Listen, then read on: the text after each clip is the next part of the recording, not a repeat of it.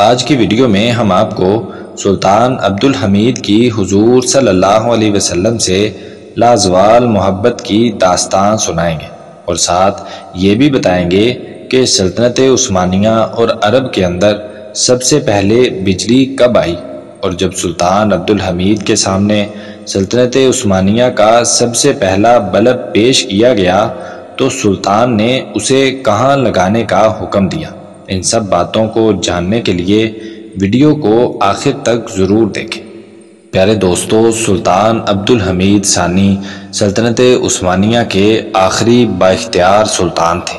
سلطان عبدالحمید کی شخصیت بہت سی خوبیوں کی حامل تھی، اور سلطان کی سب سے بڑی خوبی یہ تھی کہ سلطان حضور صلی اللہ علیہ وسلم سے بے انتہا محبت کرتے تھے۔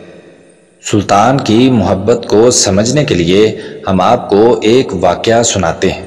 یہ جس بلب کی تصویر آپ سکرین پہ دیکھ رہے ہیں، اس کے بارے میں کہا جاتا ہے کہ یہ بلب 1325 ہجری میں مسجد نبوی میں لگایا گیا۔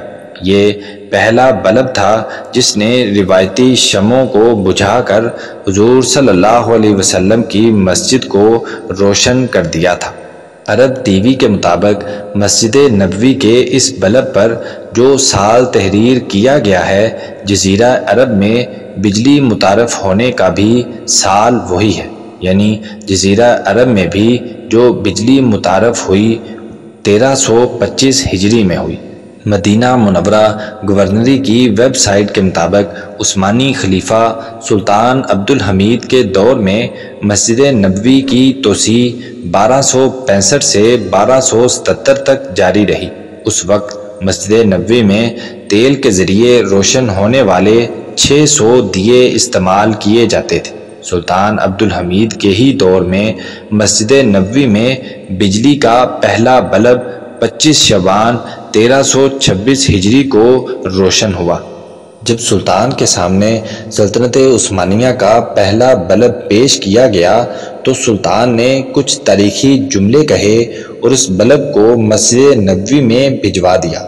سلطان نے کہا کہ سب سے پہلے مسجد نبوی روشن ہوگی، پھر ہمارے گھر اور محلات میں بلب جلے گا۔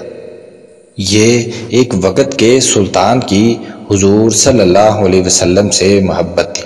اللہ سلطان عبدالحمید سے راضی ہو اور ان کی قبر پر اپنی برکات کا نزول فرمائے۔